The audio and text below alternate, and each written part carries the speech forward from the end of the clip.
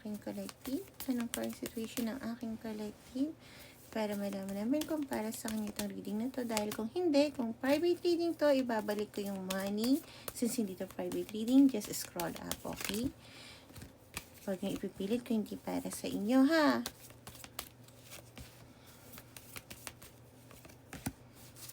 Okay, collective. Meron kang kinikip sa sarili mo na gusto mo makipag-usap sa isang tao. However, tinatry mo siya in denial sa 3D. Although, andyan pa rin, na-obsess ka. And, ang totoo niyan, nasasaktan ka dahil hindi mo masabi kung ano yung gusto mo talagang gawin at sabihin sa isang tao. So, kung ano mo yan, current situation mo, then para sa ito. So, tingnan naman natin ang dapat mong gawin. I think kailangan mo malaman kung anong dapat mong gawin. Dahil nalilito ka.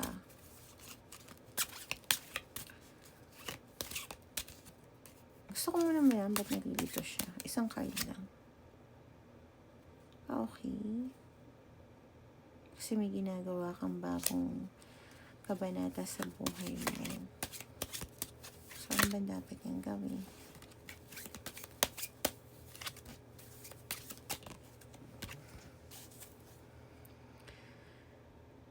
Kung gusto mo magkaroon ng success, kailangan mo malaman kung saan ka muna talaga sasaya. Yun yung overall energy.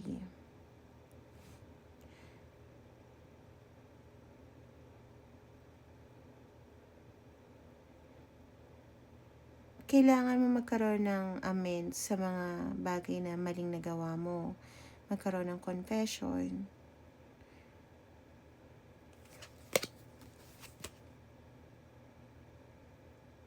Alam ng guides mo na difficult para sa yung decision na yon. Dahil nag-aano ka ng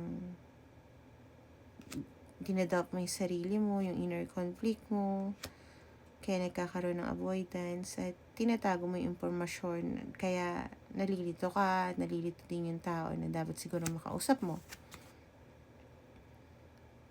Pero kung gusto mo ma-manifest at mangyari yung bagay na magpapasaya sa'yo, kailangan mong gumawa ng way para maayos to, consistency, maging truthful, at magbigay ng mensahe. Okay, so tingnan natin ang sasabihin ng guides mo. Thank you sa energy mo at sa energy ng guides mo at sa tarot angels ko. Okay, nakatadhana siya.